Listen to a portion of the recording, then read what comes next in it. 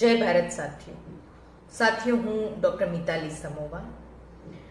સાથીઓ, તાજેતરમાં 22 તારીખે પહેલગામ ખાતે આતંકવાદીઓ દ્વારા ભારત દેશના 26 નાગરિકોની ગોળી મારીને હત્યા કરી દેવામાં આવી. આ ઘટનાની, આ હત્યાકાંડની આપણે નાગરિક તરીકે નિંદા કરીએ એટલી ઓછી છે. અને હું 3 દિવસથી નોટ કરી રહી છું કે ઘણા બધા લોકો જ્યારથી આ સમાચાર આવ્યા છે ત્યારથી પોતાની પોસ્ટ, ટ્વીટ, વોટ્સઅપ સ્ટેટસ કે વિડીયો દરેક એમને જે પણ રસ્તો મળ્યો હોય દરેક રીતે આનો વિરોધ નોંધાવી રહ્યા છે.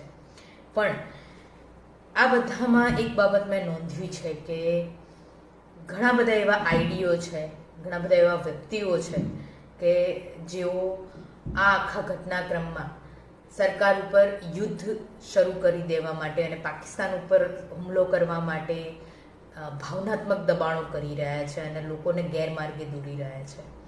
આ બાબતે મેં મારી ટ્વીટ સ્ક્રીનશોટ લઈને ઇન્સ્ટા, ફેસબુક ઉપર શેર કરી હતી, પણ છતાંય મને સંતોષ ના થયો એટલે મને થયું કે તમારી સાથે વાત કરવી જોઈએ. આ ઘણા બધાને આઈડી જ કહીશું, કેમ કે આ મલ્ટિપલ આઈડીની પાછળ એક જ માણસ હોય એવું બની શકે છે. આજનો સોશિયલ મીડિયાનો, વર્ચ્યુઅલ મીડિયાનો જમાનો છે, એમાં આપણે શ્યોર ના કહી શકીએ કે આ બધા જ માણસો અલગ અલગ હશે.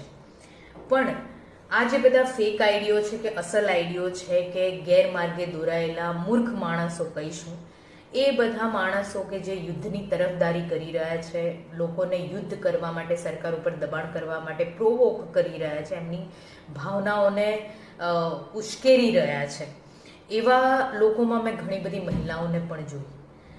બહેનો, તમે નારીવાદી છો કે નથી, પણ માણસ તો છો ને. એટલે અને આમાંથી ઘણા બધા બહેનો તો મેં એવા જોયા છે કે જે હું જાણું ત્યાં સુધી એમણે ઇતિહાસનો અભ્યાસ કરેલો છે. એમાંથી અમુક તો MA અને PhD કરેલા છે ઇતિહાસમાં.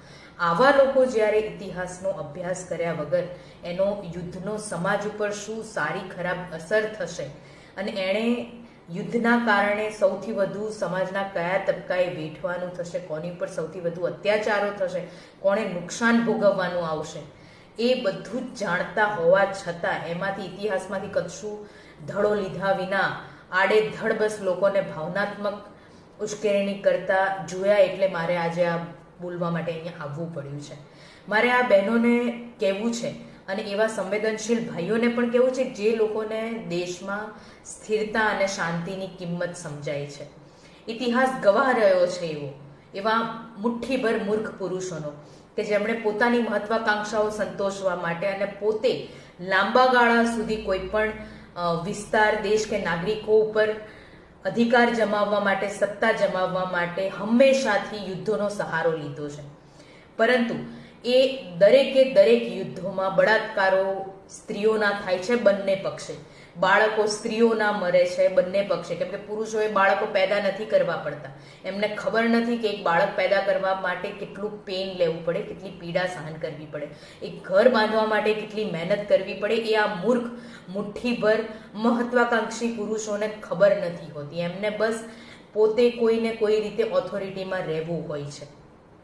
પણ એવામાં આપણી મહિલાઓ તરીકેની એ જવાબદારી બની જાય કે આપણે આવી ભાવનાઓમાં વહી ના જઈએ અને આપણું, આપણા બાળકોનું, આપણા સમાજનું અને દેશનું બહોળા લેવલ ઉપર હિત જોઈ શકીએ અને આવી ઉશ્કેરણીઓમાંથી પાછા બધાને ખેંચી શકીએ, એમને એક સ્થિર માનસિકતા ઉપર કેળવી શકીએ. કેમ કે બગીચો હોય ને, બગીચામાં 4-5 વાંદરા આવીને એને 1-2 ઝાડ ખેદાન મેદાન કરી જાય તો એનો મતલબ બગીચાને ઉછેરવા માટે જે માળીએ વર્ષો આપ્યા હોય, દાયકાઓ આપ્યા હોય, એ પણ પાગલ થઈને આખો બગીચો ઉખેડી નાખે કે આખા બગીચાને પોતે જ ખેદાન મેદાન કરી દે લાગણીમાં, આવેશમાં, ભાવનાત્મક દબાણોમાં આવીને. એ વસ્તુ ઠીક નથી હોતી. ચોક્કસ આપણે બદલો લઈશું. આ ઘટના બદલા લેવાને લાયક જ છે, એમને સજા મળવી જ જોઈએ, પણ એવી રીતે નહીં જેવી રીતે તમને ઉશ્કેરવામાં આવે છે, અને એ સમયે નહીં જ્યારે તમને ઉશ્કેરવામાં આવે છે.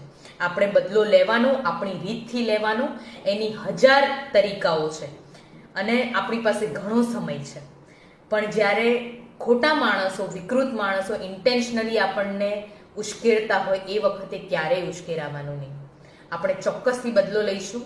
આપણે બધા સાથે જ છીએ અને એની માટે આપણે કન્ટિન્યુઅસલી સરકાર ઉપર દબાણ કરતા રહીશું. પરંતુ જે નેતાઓને આડા દિવસે તમે સીધા મોઢે જોઈ પણ ના શકતા હોય, એ લોકો સામેથી આવીને અત્યારે તમારી વાતો સાંભળવાના ડોળ કરે, દંભ કરે, નાટક કરે, ત્યારે તમારે સમજવાનું કે આમાં ક્યાંક એમનો પણ ફાયદો છે.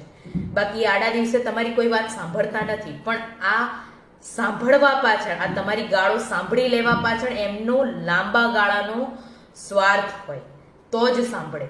એટલે આ બધી જ બાબતો મહિલાઓએ અને સંવેદનશીલ પુરુષો કે જેમણે મહેનત કરીને આ સમાજ બનાવ્યો છે, દેશ બનાવ્યો છે, એ બધાએ ધ્યાનમાં રાખવાની જરૂર છે. બાકી આ જે મુઠ્ઠીભર માણસો છે જે લોકોના હાથમાં સત્તા આવી ગઈ છે, એ વાંદરા છે. એમને ખબર નથી કે દેશ સાથે શું કરી રહ્યા છે, પણ આપણને તો ખબર છે આમાં આપણું નુકસાન ક્યાં છે, આપણી દીકરીઓની સાથે શું થઈ શકે છે, આપણા બાળકોની સાથે શું થઈ શકે છે. જો બહુ દૂર ના જવું હોય તમારે તો અત્યારે હાલ તમે યુક્રેનમાં ને ઇઝરાયલ પેલેસ્ટાઇનમાં જોઈ જ શકો છો હાલાત. પણ ભારત દેશમાં છેલ્લા 70, 80, 75 વર્ષમાં ઘણી સરવાળે શાંતિ રહી છે.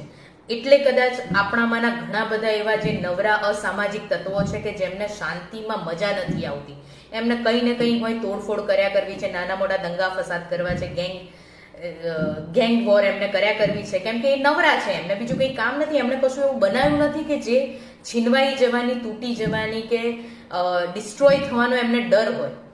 એમને કોઈ ફરક નથી પડતો, એ પોતે મરી જાય તો પણ ને સામેવાળાને મારી નાખે તો પણ તમને ફરક પડે છે, કેમ કે તમારી પાસે ગુમાવવાનું બહુ બધું છે. એટલે મહેરબાની કરો, શાંતિ જાળવો, તમારા મન ઉપર, ભાવનાઓ ઉપર, બધા ઉપર કંટ્રોલ રાખો. કેમ કે સરકાર અને મુઠ્ઠીભર સ્વાર્થી મહત્વાકાંક્ષી માણસો તો એવું ઈચ્છે જ છે કે તમે ભાવનાઓમાં વહી જાઓ અને આ ભારત દેશને યુદ્ધના દોજકમાં, નરકમાં ધકેલી દો. પણ એ આપણે નથી થવા દેવાનું. આશા રાખું કે આપણે નહીં થવા દઈએ. સ્પેશિયલી મારી બહેનો પાસે થોડી અપેક્ષા વધારે છે ભાઈઓ કરતાં, પરંતુ ભાઈઓ પાસે પણ છે કે તમારે પણ સંવેદનશીલ બનવાનું છે અને આ બધી જ લડતમાં આપણે સાથે જ છીએ, એ ભૂલવાનું નથી. જય ભારત.